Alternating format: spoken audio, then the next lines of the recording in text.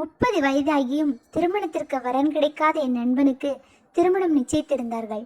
திருமணம் முடிந்து 2 மாதங்கள் கழித்து அவனை சென்னையில் பார்க்கும் பொழுது புலம்பி தள்ளிவிட்டான்.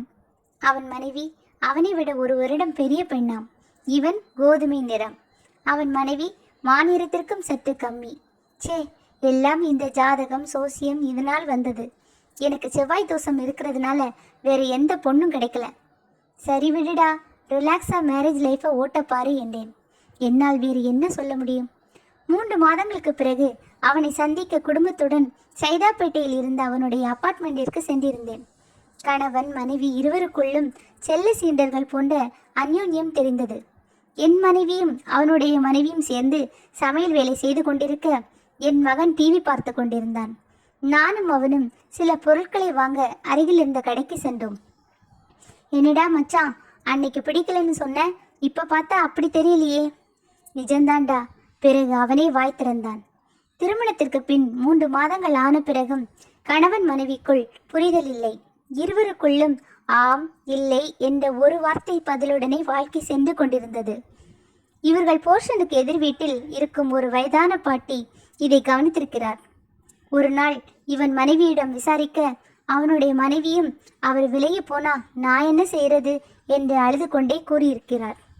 அந்த பாட்டிக்கு இவனுக்கு திருமணம் ஆவதற்கு முன்பிலிருந்தே தெரியும் என்பதால் இவனை அழைத்து, ஏண்டா பொண்டாட்டியை வெளியே கூட்டிட்டு போறது தானே என்று கூறியிருக்கிறார்.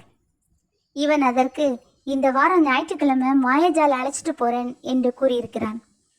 அந்த பாட்டி அதற்கு இவனை கபாலீஸ்வரர் கோயிலுக்கு தொடர்ந்து சில நாட்கள் செல்லும்படி கூறி அவருக்கு தெரிந்த அர்ச்சகர் மூலமாக சில பூஜைகளையும் புக் செய்து கொடுத்திருக்கிறார். அதுவும் அவருடைய சொந்த செலவில். அந்த பாட்டிதான் இவர்கள் இருக்கும் போர்ஷனின் உரிமையாளர் என்பதால் இவனால் மறுக்க முடியவில்லை. சரிடா, அதுக்கும் உன் மனசு மாறினதுக்கும் என்னடா சம்பந்தம்? இல்லடா, தொடர்ந்து 3 ஞாயிற்றுக்கிழமை அங்கே போனோம். ஒரு பொண்ணு அவ்வளோ லட்சணமாக இருந்தா, ஆனால் கோவில் வாசலில் முட்டி போட்டு கண்ணை மூடிக்கிட்டு மடிப்பிச்சை எடுத்துட்டு இருந்தா. அவளுக்கு பக்கத்தில் அவளோட புருஷன் கை குழந்தையோட நிற்கிறான். பார்த்தாலே கொஞ்சம் வசதியானவங்க தான்னு தெரியுது. அந்த பொண்ணு 2 கையில் பிடிச்சிக்கிட்டு இருக்கிற புடவை முந்தானையில் சில்லறை காசுங்களும் 5-10 ரூபாய் நோட்டெல்லாம் இருந்தது. இவங்களுக்கும் ஏதோ பிரச்சனை இருக்குன்னு தானே அர்த்தம்.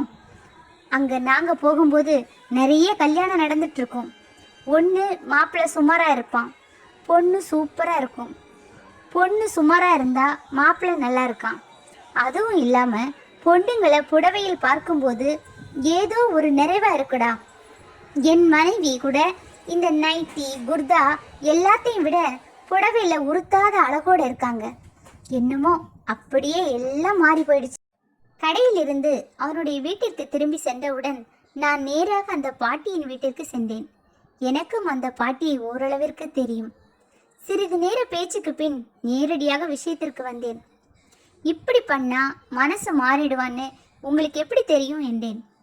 அதற்கு அந்த பாட்டியின் கணவர் தன் நடுங்கும் குரலில், கண்ணை மூடி சாமி கும்பிடும்போது நம்ம மனைவி ரொம்ப லட்சணமாக தெரிவாங்கப்பா என்றார் கிண்டலாக.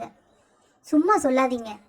அந்த பாட்டி உடனே, மாலுக்கு தியேட்டருக்கெல்லாம் போனால் ஆம்பளை ஒன்று செலவை பற்றி கவலைப்படுவான், இல்லைன்னா அடுத்தவன் பொண்டாட்டியை பார்த்து வைத்தறிச்சல் படுவான் என்றார். மேலும் அதே அடிக்கடி கோயிலுக்கு போய் பாரு, அங்கே வர்ற பெரும்பாலான தம்பதிகள் அழகா இருந்தாலும் சரி, சொத்து சுகம் இருந்தாலும் சரி, இங்கே பிரச்சனை இல்லாத மனுஷங்களே இல்லைன்னு புரியும். அது மட்டும் இல்லாமல் வெயில் நேரத்தில் பொண்ணுங்க புடவை கட்டிட்டு பளிச்சுன்னு முகம் தெரிய கூட வரும்போது எல்லா ஆம்பளைங்களுக்கும் அவங்க மனைவியை ரொம்ப பிடிக்கும் என்றார்.